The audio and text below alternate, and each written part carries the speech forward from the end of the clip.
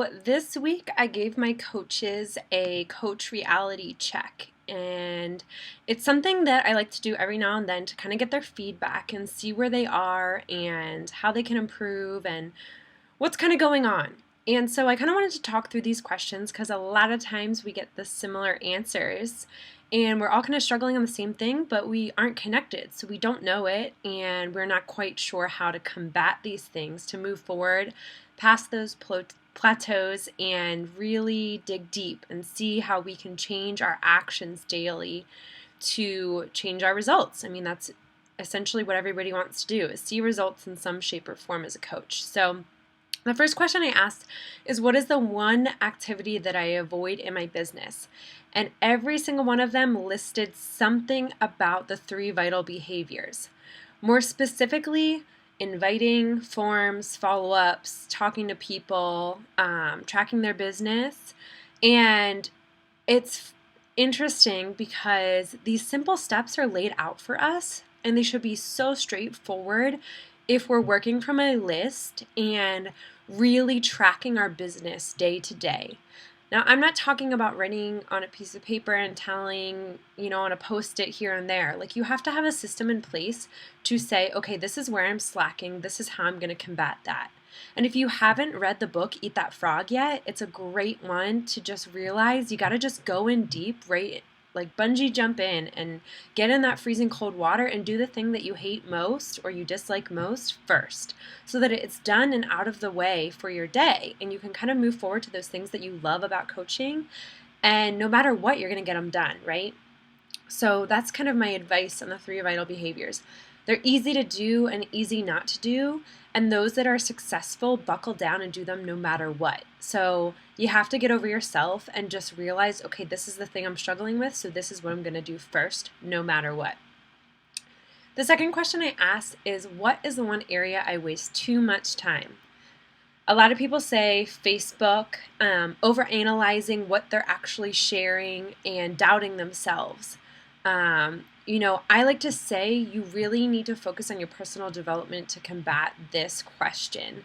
And also, you need to have intentional time where you're focused on your business, and those hours or minutes are intentionally on your business and nothing else. You can't spend 5 minutes of your 20 minutes of talking to people scrolling through your phone looking for new post ideas. You need to have a power hour set in place, and you need to be very disciplined and intentional with it.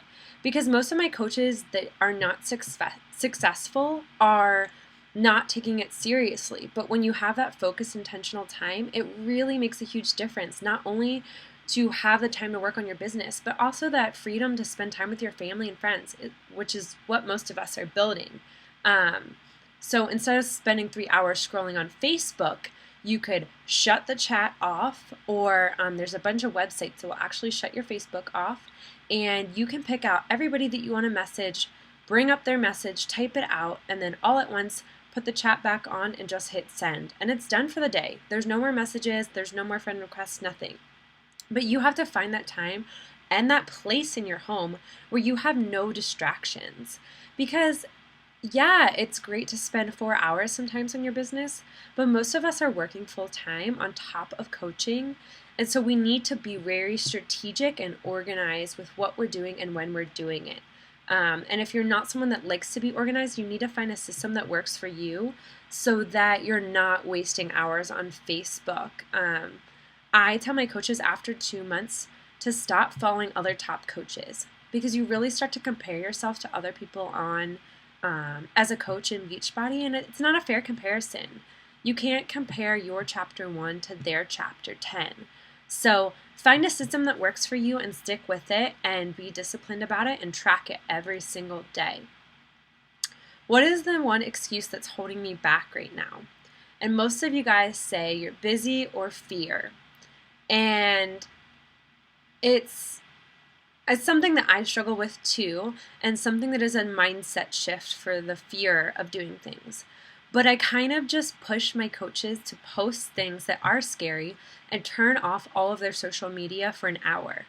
Put it on airplane mode, go read a book, get outside, do your workout, something else besides being on social media. And you really realize you start to care less about what other people think, and it's more about your journey and sharing it with the people that are willing to listen and want to know more. And it becomes this kind of natural progression. But you have to kind of just jump in and do it. You can't just keep saying, well, what if this person thinks that or this? Like, who cares? I'm not sitting here today matching half of my salary because I sat back in the corner and said nothing about coaching, my challenge groups, accountability. I went out and did it because in the end, it's for me and building my freedom and my dreams. And I could give a crap about what everybody else thinks because their thoughts don't change my life. They don't change my path. And I'm going to do this no matter what they say. So you have to kind of just let those doubters out of your life and surround yourself with positive people. Tell your spouses to support you. Tell your friends that you need their support in this time. And your team will be around you no matter what. So that's a given. Being busy, heck yes, I'm busy all the time. But you have to find, again, a system that's going to work for you. For me, I like to get up and do my workout in the morning and get my Shakeology in and try to get my posts in for sure. Those are non-negotiables. I also like to try and do some of my work during the morning before I go to work, so I don't go to work thinking about, oh my gosh, I need to talk to X, Y, and Z. Sometimes that doesn't always happen, so you have to learn to go with the flow, but I usually come right home and get a power hour in no matter what else is going on in my day, or I get it in at my lunchtime. You have to find those intentional times where it's just you can buckle down and do it. What is my main motivation to keep pursuing success as a coach? I think that that's totally something you need to hold on to every time that you don't want to do something. And that's why I have my coaches create a vision board and picture where they want to go in a year. Where do you want to be in 6 months? What are your dreams? What are your goals? How are you going to get there?